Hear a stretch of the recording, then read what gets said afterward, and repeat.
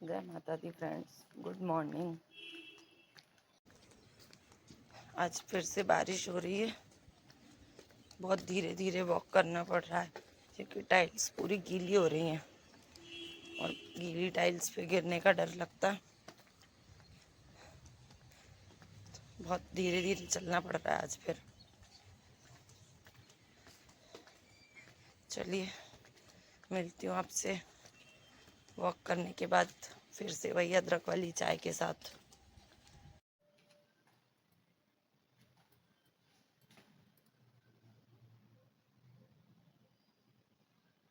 भोला है भंडारी, करे नंदी की सवारी, भोलेनाथ रे हो शंभुनाथ रे। हो गौरा भांग रगड़ के बोली, तेरे साथ है भूतों की टोली, मेरे नाथ रे हो शंभुनाथ रे। बच्चे नहीं होते हैं तो देखिए हमारा घर कैसे सुनसान पड़ा रहता है, बिल्कुल साफ सुथरा, कोई गंदगी करने वाला नहीं है। और बच्चे होते हैं तो ये कमरे में इतना कबाड़ा होता है, कोई देख नहीं सकता। चलिए अब वक्त हो चुका है अपने मन की बात करने का। आज अपने मन की बात में हम जिक्र करेंगे हिमाचल प्रदेश के मंडी जिले में हत्या देवी मंदिर का। मंडी जिले का नाम पहले सुकेत हुआ करता था और सुकेत का जो राजा था उसकी बेटी थी राजकुमारी चंद्रावती।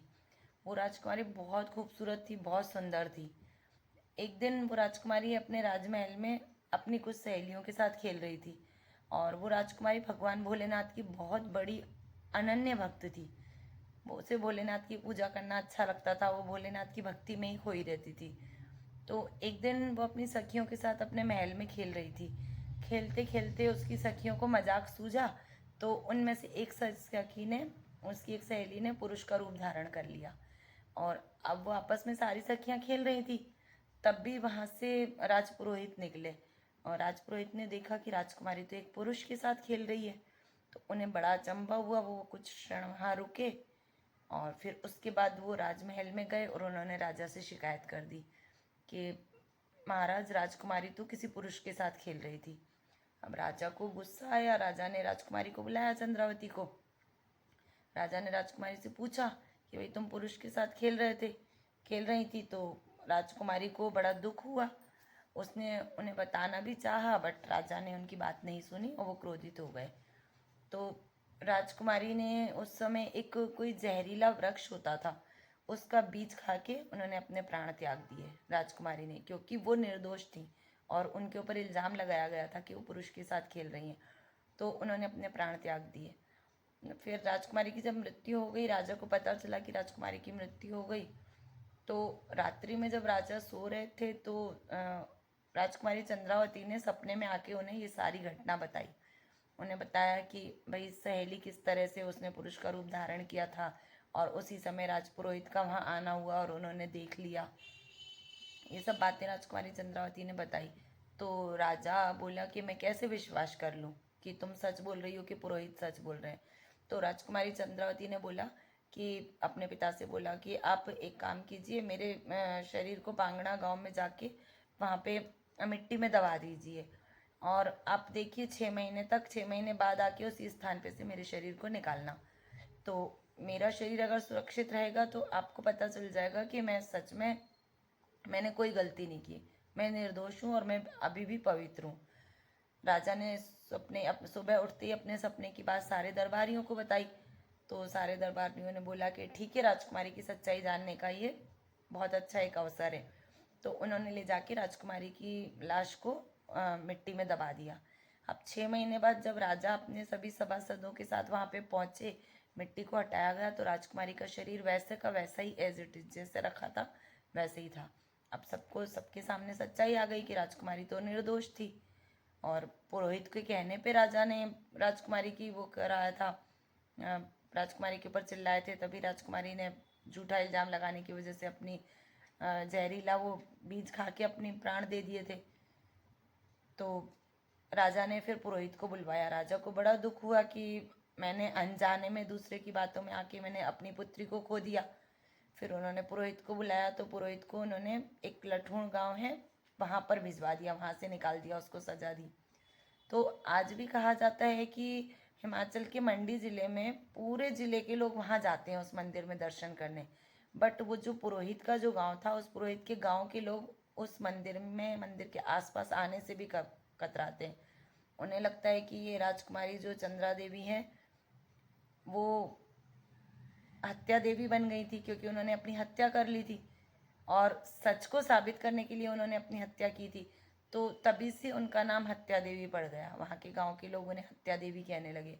और फिर पुरोहित के वंशजों को आज भी डर लगता है कि वो हत्या देवी कहीं हमसे पुरोहित जी का बदला ना ले, तो वो हत्या देवी मंदिर के आसपास वहाँ के गांव में कदम भी नहीं रखते, डर के मारे वो उस गांव में नहीं आते। तो आज मैंने आपको बताया हिमाचल की हत्या देवी का। हिमाचल देवभूमि इतनी सुंदर और प्राकृतिक है कि हिमाचल में इतने चमत्कार भरे पड़े हैं, इतने रहस्यमय मंदिर हैं कि मैं अगर रोज भी एक मंदिर का आपसे जिक्र करूंगी तो भी मंदिर कम पड़ जाएंगे।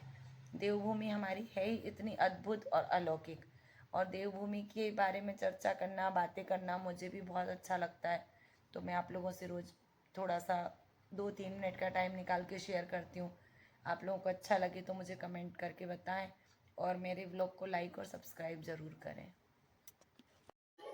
ओ भैया भैया गोलू आ गई, देखो पूरा पूरा खा जाएगी, उसे पूरा चाट लेगी। आजा आजा, ऊपर तो आने दे। पलक का ओ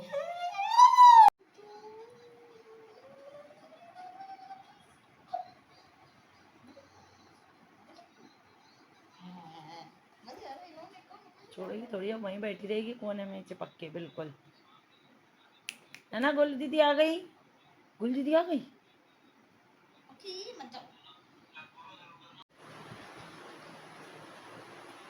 वो पीछा थोड़ी छोड़ेगी, जहाँ तू जाएगी वहीं वो बैठेगी।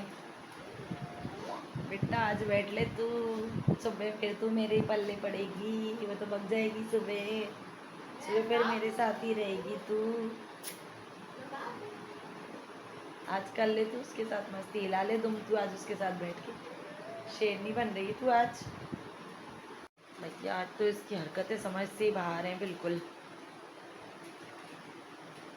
ओए होए होए, ना उठ उठ, इतना लाड, कल चली जाएगी वो, बस फिर बैठी रहना, फिर मेरे पास ही बैठना है, तेरे को चिंता मत कर। चलो ABCD सुनाओ। ABC और सुनाओ। और सब बढ़िया, आप सुनाओ।